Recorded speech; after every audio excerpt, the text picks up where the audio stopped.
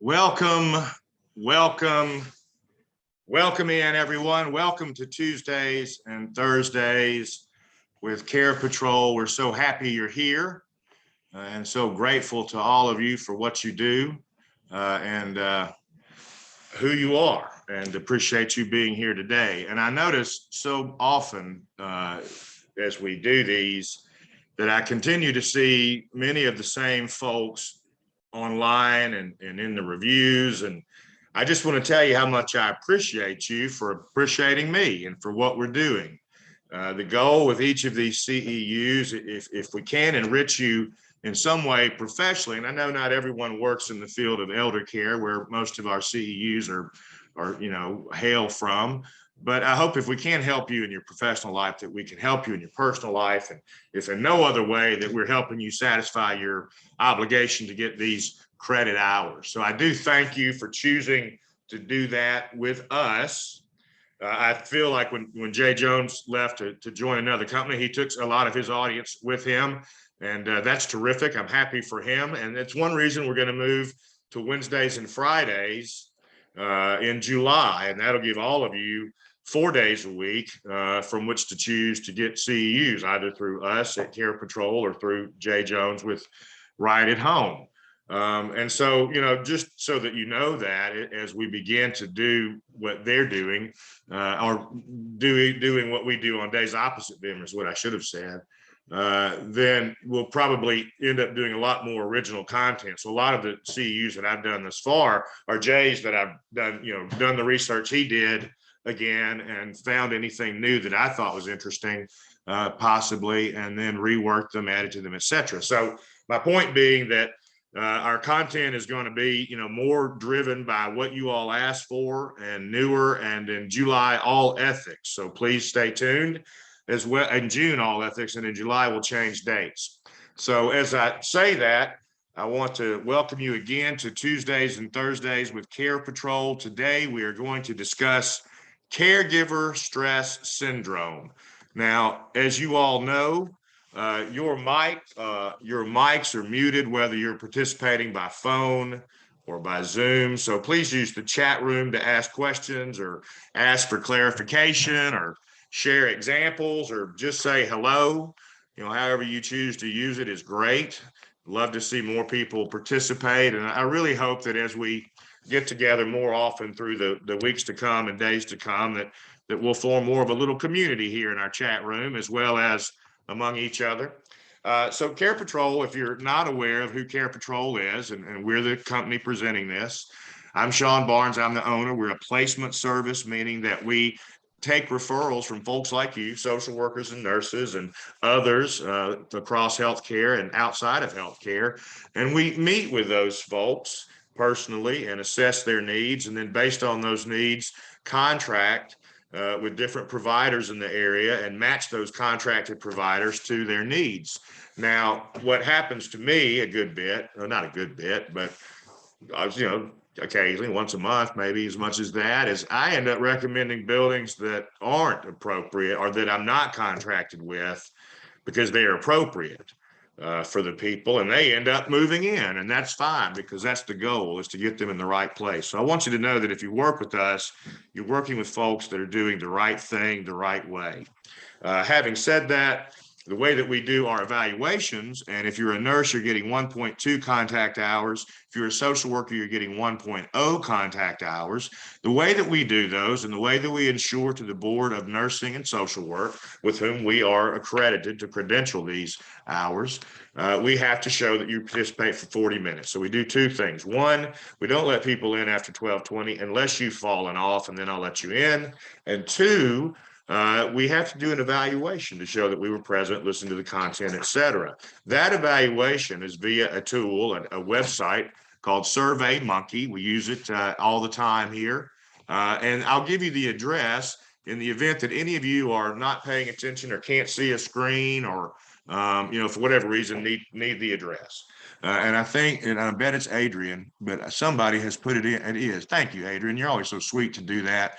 And Angelia, I'm glad you pointed this out. Angelia Sansing is that many people, probably 8 people today have emailed me that they did not get a certificate. So I'm beginning to wonder if I am blocked because it has an attachment. Maybe the servers are blocking the email, or if there's something wrong with my email program.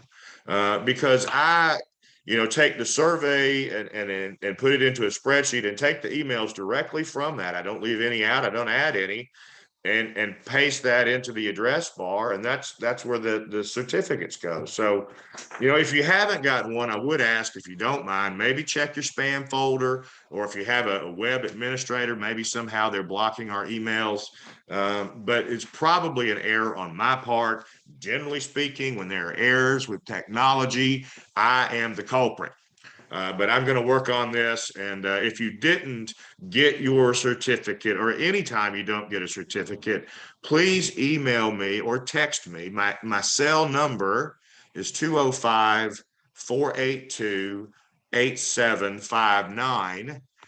205-482-8759. Text me or email me at sbarnes@carepatrol.com. So evaluations are due today. I've moved it back an hour because some folks are having trouble getting it done by 5. So evaluations are done by 6. Hello, Laura. And we issue paper certificates via digital copy to all of you when you receive them, and I'll work on that. And for nurses, I'm learning the process, and I apologize if you're a nurse and you've looked for your hours from us and they're not there. I did not realize that we had to load them, that you could no longer load them. So that's on me. That's my fault, and I'm fixing it. But it will take me a minute because I'm going all the way back, to February to upload nursing hours. So it'll take me a second. And so, Ariel, you've checked spam and you didn't get mine. So yeah, please do email me. And again, y'all, I apologize. If technology will fail, it will fail with me. I am the idiot that they don't idiot proof. So anyway, that's it about our evaluations. Our Survey Monkey address I will now read. Adrian did post it, and thank you, Adrian. You always do that. I appreciate it. The address is https://www.surveymonkey.com/lowercase r/ T as in Tom, Z as in Zoo, T as in Tom, R as in Roy, Y as in you, R as in Roy, J as in June. One more time for anyone that is trying to take this note.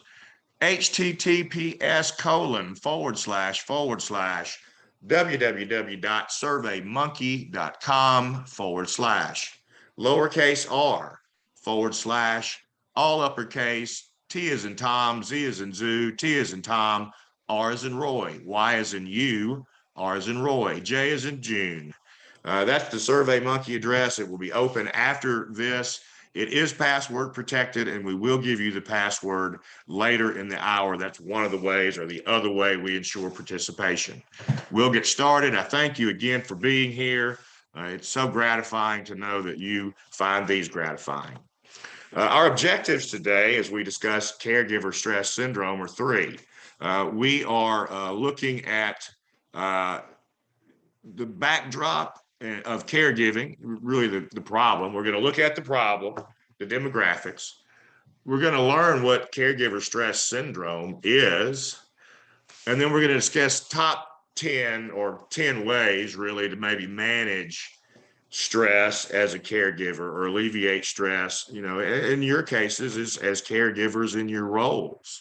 Caregiver stress syndrome wouldn't necessarily only apply to the homebound caregiver, the partner or the child. It could be oftentimes, and does include, as you know, folks who work in the healthcare spectrum. So those are our objectives, and you'll be questioned on those. So please do pay attention and let me know if I'm covering them properly or not. If I'm not, I want to do a better job. The U.S. Census Bureau and the Center for Disease Control got together. And they ran the data. And of course, these guys have all kinds of data, as one can imagine. And they point out that 1 in 5 Americans, that's 80 million people, 80 million people in America live with a disability. That's about 22% of our population, almost 1 in 4 people, 1 in 5 people. And of those people, of those 1 out of 5, of those 80 million people, 13% have a mobility disability. This would, as I said earlier, place them as homebound, in all likelihood, homebound, and requiring, home health and certainly, nursing care at home, et cetera, but a great deal of care, no doubt, left in the home. 10%, almost 11, have disability that affects their cognitive functioning. And this rings true with us, doesn't it? We've talked many times about dementia and the problem, and it is, about 10% of the population in the US who have dementia, and that is growing. 6.5% just have a difficulty in living independently. It's not that they maybe have any sort of disability. It's that they simply lack the ability to live independently. An example would be, a man of the silent generation, which is people in their 80s or even people in their 90s, if he were of that generation, the greatest generation. Men in that generation typically don't cook. So let's just say that you're an elderly man, you don't cook, but you have, you also choose not to drive. Well, I mean, that's difficult. How do you eat? Unless your adult daughter or a son or neighbor or church member drops food every week, you can't live independently. 5% of folks are blind or nearly blind, and this would include, folks having, macular degeneration. And this would be, I bet this percentage is bumped up significantly by folks who are over 70. But nonetheless, that's a significant portion of folk. 5% of 80 million. And there is one of our folks who participate who consistently ask for deaf and blind topics. And I think I found one, and I just wanted to say that in case they were listening. So look for that in hopefully in June. So about 4% of folks cannot do activities of daily living. These are the folks that are my niche. These are the folks that Care Patrol seeks, the folks that can qualify for, but require or need help with 2 activities of daily living, and thus, could either live in assisted living or live with sitters, who we refer. But that's a pretty significant number of people when you start adding these numbers up. And you can just see that with disability numbers rising because of rising population, because of an aging population, that caregivers are needed now more than ever. And where are caregivers to be found these days? That's the question. That's the question. There's paid caregivers and there's unpaid. I'll tell you where caregivers are to be found. They're the unpaid. If you're lucky, if you have family. So, caregiving can be paid or unpaid. You, as a social worker or nurse or therapist or some other discipline that's clinical, are a paid caregiver. But unpaid, as you know, would be a family member, typically a spouse or an adult daughter. And on occasion, an adult son, but not as often. And they may, as I said, drop food, even help bathe on occasion. So, a paid caregiver would be someone that would be paid to come in and bathe dad. An unpaid caregiver would be me doing so. And that's obvious. I'm sorry I belabored that point. The National Academies of Sciences and Engineering and Medicine have calculated that unpaid, this doesn't include you as nurses and social workers and clinicians, unpaid caregivers. Now you add in your percentage, but unpaid caregivers make up 43.5 million people in the US. Okay, about 5% of the population, as I can calculate it, based on the 80 million as being 10%. So the amount of people in unpaid care roles is going to continue to rise because the need is going to continue to rise because of the aging of our population, which I think we've belabored that point here in these talks. And so when caring for someone over 50, 34.2 million Americans take that caregiver role that's unpaid. Okay. And so the other, obviously, other caregivers would be people who maybe have children who have disabilities who require care. But in this case, we're talking about the aging, which is my bailiwick, as you know. Dementia, we've talked about ad nauseum this month, but we think that there are about 15.7 million people caring for someone with dementia. Think about the stress of that. And none of them are trained medically. And very few of them are trained in how to adapt or redirect or calm or nourish or bathe the person who is homebound with them. And they are now homebound with that person. So that's 15.7 million family caregivers. It's a daunting number to me. Caregivers do vary in age, obviously more than the care recipients. So 48% of the caregivers are 18 to 49. That makes sense. Isn't that who we call the sandwich generation? Those who have children at home as well as parents they care for, or young adults who are caring for middle-aged parents who've had a horrible diagnosis, or maybe have some other issue that makes them not able to participate. So only 14% of the patients fall into that same age. So in other words, 86% of the people that are being cared for are over 50. So the senior population is obviously, as we've now made the point, obviously going to be the recipient of care. The caregiver is 49 typically, the average age. So this could be parents entering the older range, or it could be spouses. You see now that folks are developing dementia in their 50s and 60s and even younger. And that would be a horrible thing to lose someone after being married for a number of years, to lose them to dementia or to stroke or to some other debility. This won't surprise you at all, I don't think, when we talk about gender and who are likely to be the caregivers. 75% of the time, it will be the women who do the caregiving, and they'll do more services than men do, and they'll spend 50% more time with the person they care for than will men. You women know this to be true. You men are ducking your head like I am. It's true. Now, it's not always true. They're only 75%, but that's pretty significant. And they're going to be the ones who are going to likely help mom or dad dress and bathe and toilet. Men, I think, are very likely not going to do that in most cases, but you know that already. And caregiving is affected by race, as is everything in life. So the National Alliance for Caregiving notes that the Latinx population are more likely to be caregivers in America than any other population, but not by much. So that's 22% of the caregivers out of those 43 million.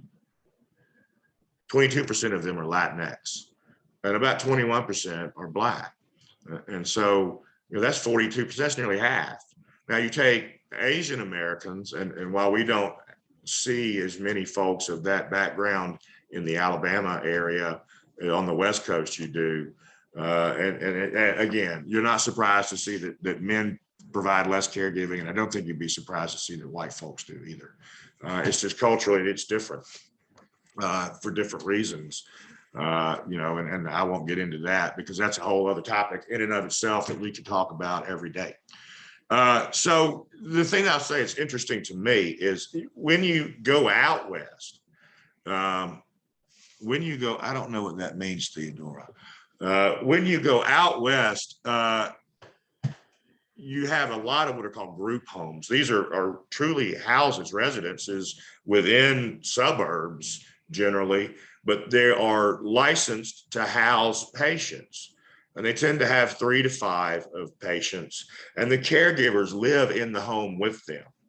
And it's usually 2 or 3 caregivers who live in the home with these 3, 4, 5 folks.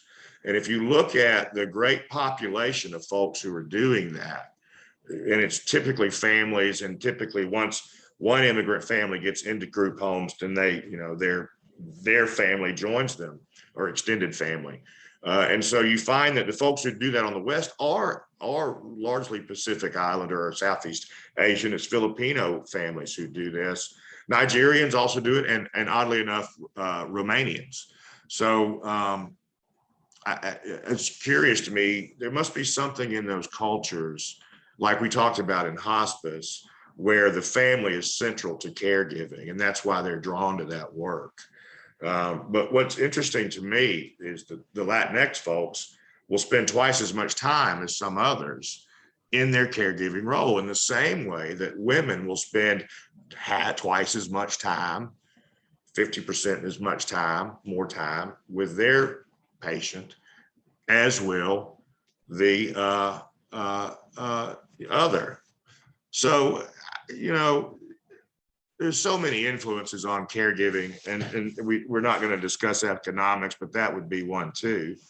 But the care concerns are these, and this, again, the National Academies of Science, Engineering, and Medicine, who have data out the yazoo, have noted that it's important for caregivers to care for themselves. How many times have you heard that? That's not the first time, is it?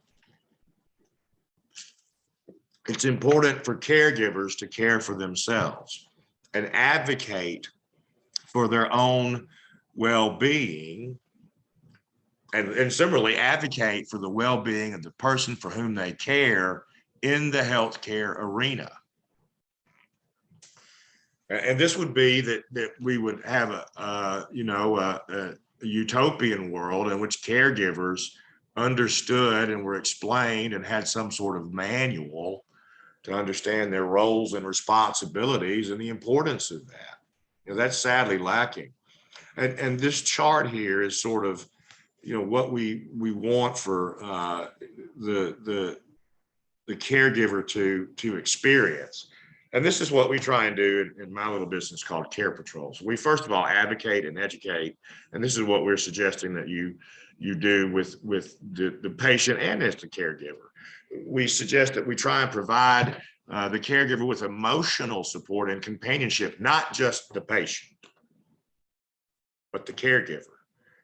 We look to find some alleviation from household tasks. We look to be advocates for and proponents of and partners to the healthcare well-being of the patient we're caring for. And then there's personal care in the end, where we care for ourselves. And this is where I want to go with this presentation, is caregiver stress syndrome. Thank you, Theodore. No problem with the computer. Caregiver stress syndrome, or CSS, everything has an acronym in healthcare, does it not? CSS is a syndrome that causes someone to just physically drain as they care for another person. And it's because they're so focused on the person whom they're caring for, their loved one, their father, their mother, their spouse, their child, whomever it may be, that they ignore the little signs that are coming at them. The little tweak, the first tweak in the back when you lift someone, which becomes a problem over time and may require even surgery that gets postponed because we don't want to leave the caregiver. So when you have some conglomeration like this, when you have physical stress, from the just being plain tired from caring for someone. And you have the emotional stress of the worry about doing it right. And you have the mental stress about the operational aspect of how to care for someone, what steps to take, what happens next. When you are feeling those stresses simultaneously and consistently, and they are manifesting together in your life as a caregiver, you need not look further. You have caregiver stress syndrome.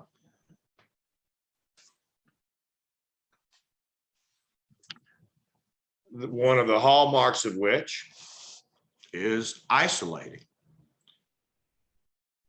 You know, it's interesting to me that according to the National Family Caregivers Association, 91% of caregivers are concerned about their own mental and emotional health. 91%, yet I bet a fraction of that number invoke any kind of self-care. And it begins with isolating. And it's withdrawing from things and avoiding others because you just don't want to maybe burden them with your story. And it happens slowly. It's a slippery slope. It may be that first group of women who call you, that you lunch with, who call you for your monthly get together, and you say, no, so-and-so needs me here. And the next time they call, you find it easier to say no. And the next time, and then they stop calling. This is how you become isolated. And it happens fast, and yet it's very slippery.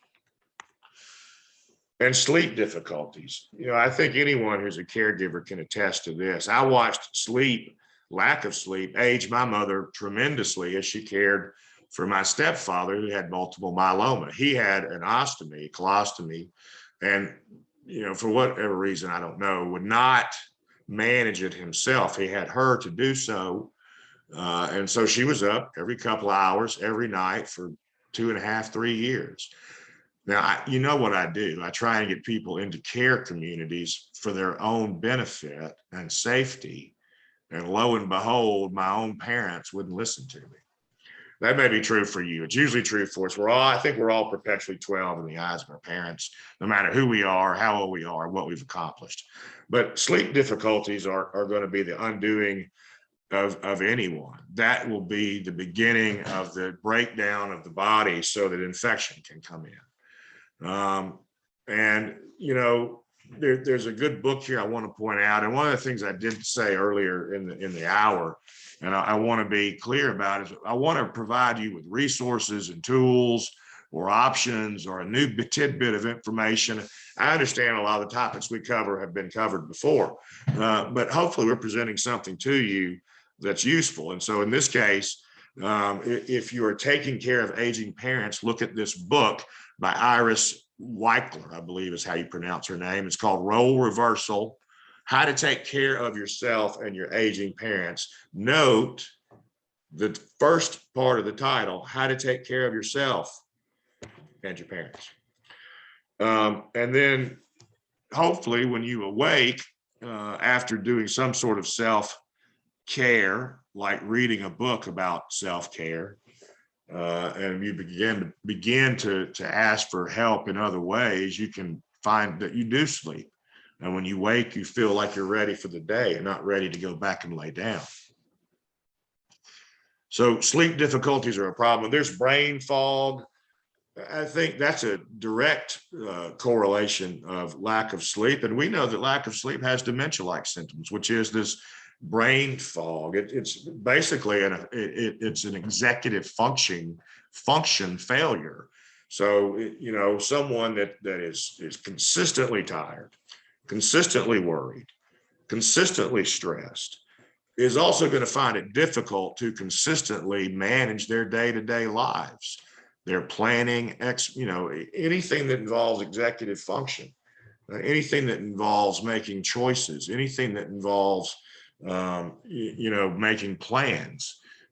This is going to be adversely affected, and that is going to adversely affect the patient.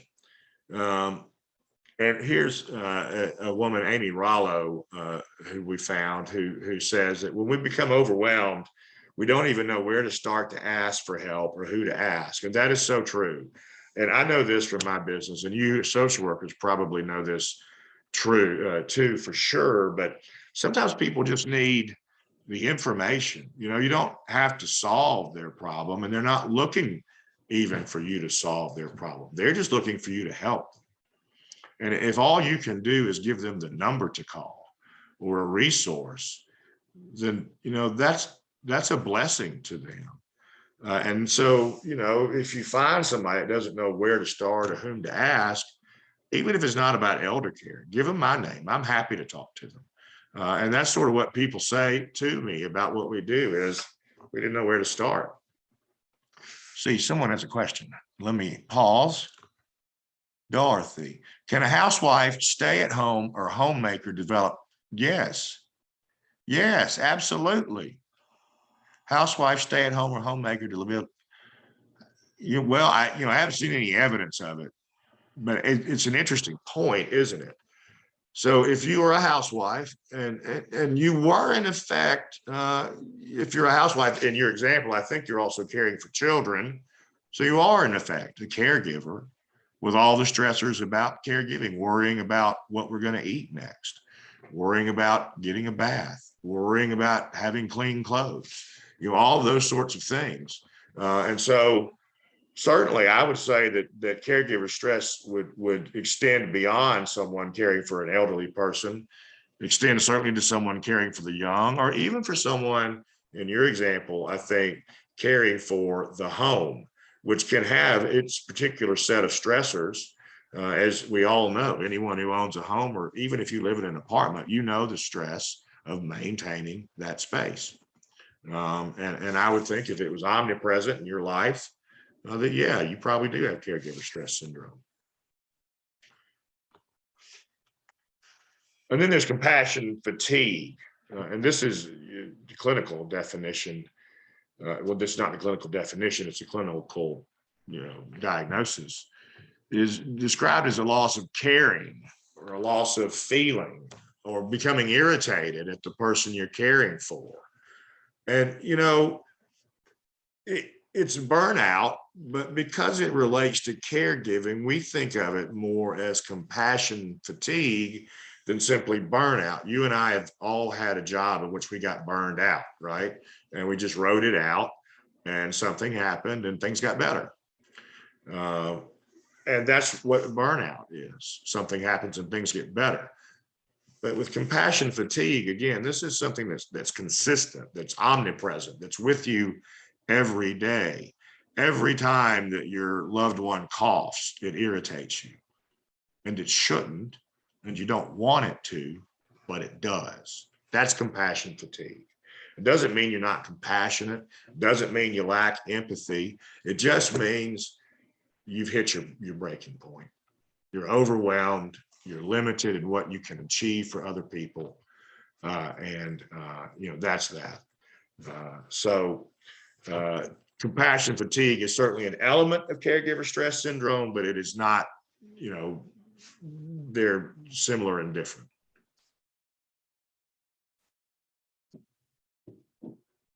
So this is where I think at this point, we have caregiver stress syndrome and we're experiencing compassion fatigue.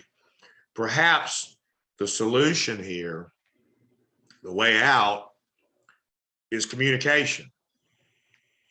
I think that's true because communication is typically the way out of anything human. And so if we want to communicate effectively as a caregiver to have our needs met and perform self-care and alleviate this compassion fatigue and alleviate this caregiver stress syndrome, then let's find common ground. So if we're talking with the person for whom we care, let's not say because you got sick and you did this and this and this and this. Hey, I am feeling this way because I feel added pressure because of things that have happened, as we know, in our lives. But this is about, in other words, you don't want to have if you start out saying you're getting nowhere. They've shut down. They're defensive. They're not going to hear you. You're not going to be effective. And then the thing too, and well, as with anything, focus, stay specific and address one thing at a time. If, in my example, your partner coughs repeatedly and it is driving you crazy, maybe talk with them about, hey, for whatever reason, noises bother me and you're coughing. I wonder if we could work together and maybe somehow alleviate your cough. There's got to be a problem here. So what can we do? My point is, you won't then go off into the fact that they also aren't bathing. You simply stick to one thing, and you try and, through your compassion fatigue, be empathetic if you can, and kind, and upbeat, and positive. And look for solutions that are a win for your person you're addressing as well as yourself. And as with all rules of communication, talk less, listen more. I think it would be very fruitful for you to understand why the person you're caring for does the things they do, or believes the things they believe, or fears the things they fear. Knowing the answer and listening for the answer will give you greater ability to care for them now and in the future. So, anger and frustration is generally what we feel as we move through grief, isn't it? We go from sadness to anger, and I think there's a grieving process in caregiving. You see the breakdown of the person you love on a daily basis. So daily you're presented with the fact that things are changing and not in a good way. And so you may, out of your anger, have to sort of depersonalize a bit. You may become cynical and sarcastic. It's a defense mechanism. Or you may go berserk over something like coughing. Or you may experience something that others feel when they're frustrated and angry and at their limit as reduced accomplishment, which is just a sense of pointlessness and hopelessness. Why should I clean up this mess? He's just going to make another mess tomorrow. And that's understandable, but we're going to show you here a little bit later some ways to maybe address these. The one thing that has to be addressed in anyone's life, and particularly in this caregiving scenario, I think, is guilt. Guilt is a killer. Guilt and shame are killers. Are any of you familiar with Brené Brown? If you don't know Brené Brown, there's another book to get. And she has many books. Choose one. But she talks a lot about shame, and about shame being a limiting factor with people, and also how shame propels you to do the same behavior over and over and over, which causes you shame. It's a self sort of fulfilling prophecy in a way. And so guilt is of the same coin. So if you are experiencing guilt about something, it creates stress. If you have guilt about your loved one being sick and you not being sick, if you have guilt about not getting them in the bath tonight, even though it was bath night, whatever you may have guilt about, that's going to compound. It's going to cause stress. But the fact that you feel guilty, you have to separate it in your mind. The fact that you feel guilty doesn't necessarily implicate you in any way as having done something inappropriate. Guilt is not generally the appropriate response. And generally we know that the more guilt you feel, the more stress you feel.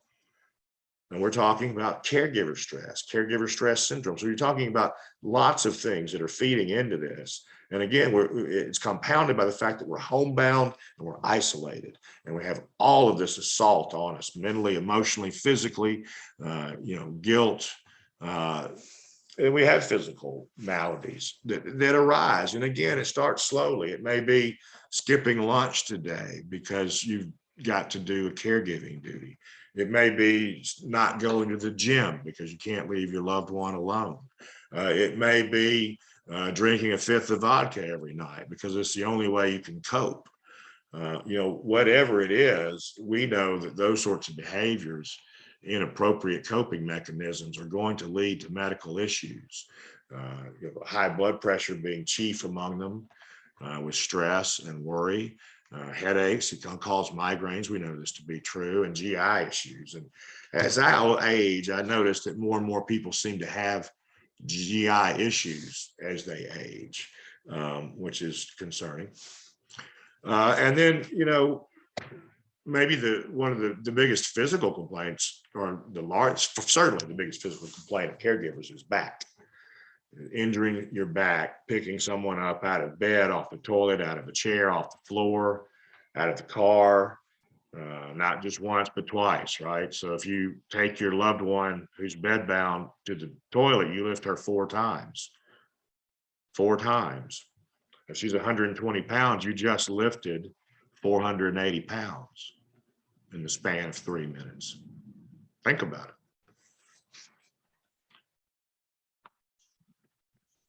And there's mental health. We know stress, worry, guilt, shame, these lead to depression and anxiety.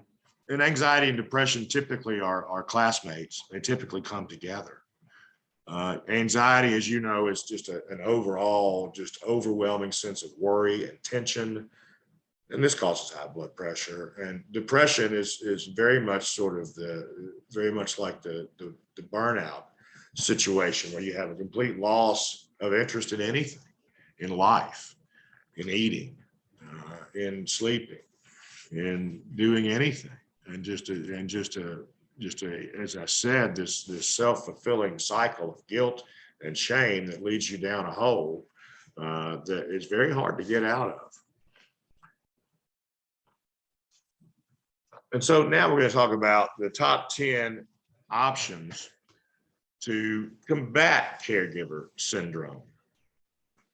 We've talked about to date the problem, the scope of the problem, the size of the problem, the number of the caregivers, the number of the cared for, what they have. We've talked about caregiver stress syndrome, the components of it, what points to it, who has it, and we think that housewives have it. And now we're going to try and provide, as I say that we like to do, some tools for you to help yourself or your client or your patient in some way combat the ravages that caregiving can have on the body, emotionally, mentally, physically, spiritually. So, having said that, number 1, obviously, meditate. We've talked about meditation in the past. Some of you have been with us. We did a meditation exercise. And so the thing about meditation is it sort of has a twofold property to it. One is it forces you to moderate your breathing into a normal breathing pattern. Not deep breathing, not quick syncopated breathing, but just breathing normally. And so breathing normally or breathing deeply will help you control your emotional makeup. If you're angry, breathing deeply will calm you. If you're sad, breathing deeply will calm you. If you're anxious, breathing deeply will calm you. Breathing in general, breath is life. We know that. And so the meditation that I taught before and that I practice from time to time is what was taught by the Buddha. If you're a Buddhist, you would know the Buddha is not really a godhead for them, more of a teacher. And he taught a way to nirvana, which is release, maybe the equivalent of heaven in the East. And in his mind, the way to reach nirvana and self-awareness and self-knowledge was through meditation. And he's taught the easiest way to meditate that there is. You don't have to imagine a bright light anywhere, or you don't have to write anything down or repeat something to yourself that's in a foreign language that you don't even understand. So no, you just breathe. Just breathe. You can do it now as we're sitting here talking. As you breathe, feel the air go in your nostrils and down your pathway as far down as you can feel it. And try and feel it all the way. You may not, but try to. And then feel it come back out and out your nose. And then feel it go back in and down as far as you can. And then breathing normally, breathe back out. And each time you feel the breath on just the tip of your nostril, as the air goes in and as the air goes out, you feel that. And as thoughts arise, which they will, you try and just focus on your breath. You're not necessarily trying to get the thought out of your mind so much as you're just trying to focus on your breath. And lo and behold, that thought, that worry, that guilt, that shame thought leaves. So, and you can do this. You don't need to wear a Lululemon to meditate. You do not have to join a gym. You do not have to go outdoors. You do not have to leave the persons you're with and seek isolation. You can be in the middle of your workday in a chaotic situation and control your breathing and focus on your breathing and be better equipped to deal with that moment than you would if you did not do so. You know that to be true. And then reach out. So here's the thing. What did we say? You start caring for your wife who had a stroke. And you normally have a Thursday golf game. But you don't go this Thursday because you think your wife may need you. And then you don't go next Thursday or the one after. Eventually the guys know that you just can't make it. And they may call once in a while, but they may not. So it's on you. You know, and y'all know this. If you're a friend, how many of y'all find that you're the person who does the calling if you want to talk to someone? They don't typically call you, but you call them. I think we all have those friends. And those are probably our best friends, the ones that never call us. We call them. But reach out. It's not too late. You can reach out now to those guys that you golf with and say, man, I can't play golf today, but I sure could use a chance to run to the grocery. Do you think you could come sit with my wife? Or more than that, you may say, hey, come sit with me and my wife and let us just talk about what's going on. We just need someone to share our lives with. You need that. It's integral to life.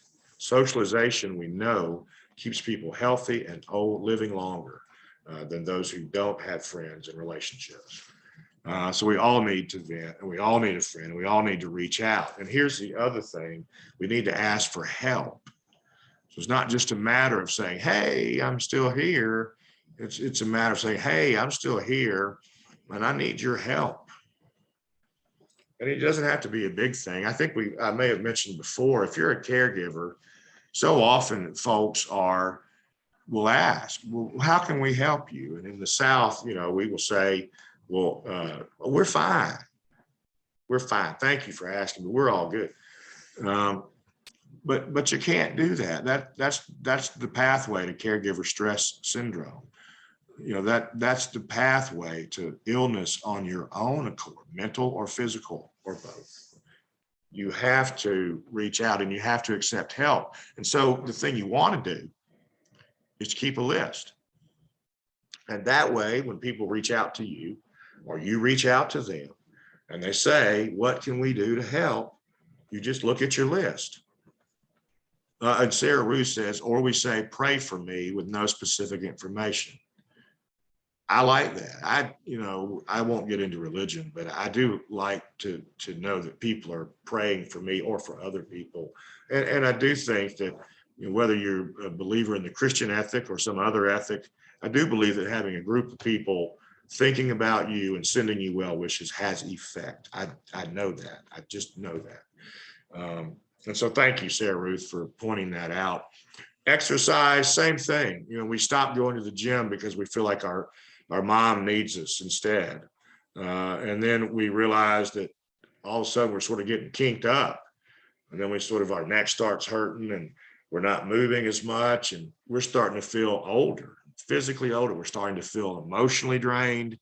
Exercise burns off stress. It raises endorphin levels. It will combat heart disease, high blood pressure, and all of the things, and even depression. Exercise has been shown to help with depression. And so we know that exercise is going to be a good thing for us. And we know that and again, we don't have to join a gym. If you can do, just when you're thinking about it, either at work or at home, 10 squats, what are called air squats. So stand up and squat down so that your thighs are as close as you can get to parallel. If you can get parallel, you're younger than me, but as close as you can to parallel, and stand up and do that 10 times. And maybe do it again 10 times when you think about it again. No particular rhyme or reason. Just when you think about it, do 10 air squats. The next morning, you won't be able to get out of bed. It'll hurt so bad, but it's that good hurt, that exercise hurt, that, hey, I've done something hurt. And those are little things you can do. Again, you can do sit-ups. My 86-year-old mother does leg lifts every day in the bed and has for years. She could be more active, and I'd like her to walk more. But the fact that she does that, I know, has kept her younger and healthier than if she did not do that. Laugh. We all know. I hope you know that person who brings joy to the room when they come in. The person who, in the middle of chaos and crisis and disappointment and misfortune, can laugh. And we say, you have to laugh or you'll cry. You have to laugh or you'll cry. They laugh about it. Find the humor in the situation. Okay, if your loved one who has dementia says something off the wall that actually turns out to be kind of humorous, laugh. There's no shame in that. There's no guilt. Laugh. Let yourself lighten. And I bet your loved one will start laughing too. And when two people start laughing, what happens? They laugh more. That's the best thing that could happen. I don't know that we've talked at length about music, but music therapy is a part of the hospice benefit. Have you ever been part of music therapy? It's incredible. I thought if you had someone who was in an agitated sense, that if you were a music therapist, you'd come in and play something really soft and quiet. But it's actually the opposite. Music therapists meet the patient where they are. So if the patient is agitated, they might come in with a real upbeat, quick song, and then what they do, and the beauty and the genius of what they do, is they move through songs. They may move through spiritual songs or popular songs or show tunes or whatever might be appropriate or whatever they have in their retinue. But as they do so, they then take that person to a calm place with the music, with the tempo, with the beat. It's fascinating to watch, just fascinating. And we know that music, people with Parkinson's who may have difficulty speaking or who have tremors and shake and have difficulty walking, can dance and sing without tremor. We know that folks who have dementia find music calming.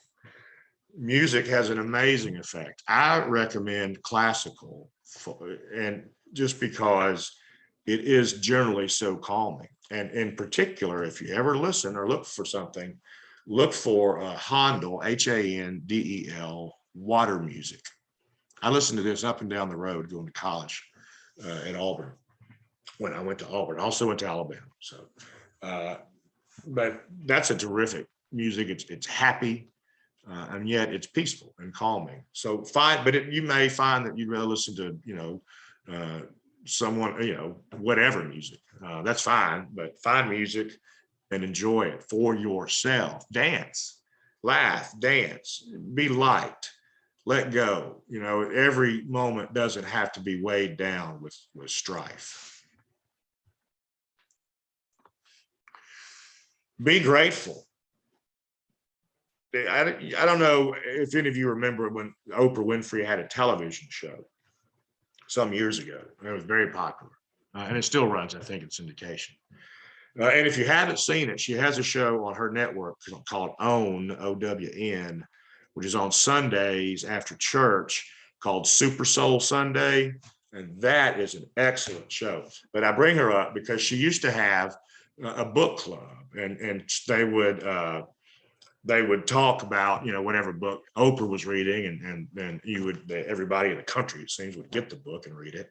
But one of the books she had was was a gratitude journal. I can't remember the author now, but Oprah said at the time that every day she wrote down 3 things she was grateful for. Every day. And they could be the same 3 things or 3 different things. And it didn't have to be 3 big things like the cure for cancer. It could be, I'm grateful that the alarm went off this morning, or whatever it might be. But writing down your gratitude helps you to see more gratitude and more abundance. This is true. The universe mirrors what we think and say. Be grateful. It will reduce your stress. Thank you, God, for giving me the opportunity to care for my loved one when they are in this situation. It is a blessing, and I thank you. Thank you for this chance to learn about him and about me and about life. This is going to improve your overall outlook. I know this to be true as well. And then accept that you can't control everything. You can't control everything. We've talked in the past, life is chaos. All things are always moving. All things are always changing. This is always true. The only constant in life is change, and you cannot control it. It's life. Let it go. Thank you, Adrian, for putting the link in for SurveyMonkey. Anyone looking at the chat room can find the link. Adrian, you're great to do that. Oh, one more. Stay positive. We're running out of time, so but staying positive. And I'll tell you, gratitude journal and meditation and exercise will make you positive. You won't have to focus on trying to get there or stay there. You'll be there. And do something fun. Like I said, when you're listening to music, dance. And you can dance to classical. No one says you can't. Dance. Do something fun. Alleviate your burden. Self-care, self-advocacy. This is what we're talking about. The code word, I don't know that I gave it earlier. I may have missed it. It's guilt. And that's G-U-I-L-T. Always looks funny. Angela, you didn't kiss the password, Angela. You didn't miss it. It's guilt. G-U-I-L-T. And that is the password, the code word to get into the survey. I may have left the password off today by mistake, but it is the code word, guilt. And Adrian has placed in the chat, if you scroll up, the SurveyMonkey address. I'll read it one more time. It's https://www.surveymonkey.com/lowercase r/all uppercase T as in Tom, Z as in Zoo, T as in Tom, R as in Roy, Y as in your, R as in Roy, J as in June. Yeah, yes, Brittany and anyone else that didn't get your certificate last week, please email me. I don't know what's happening with those other than to say I know it's me, but I don't know why or what, but I'll figure it out.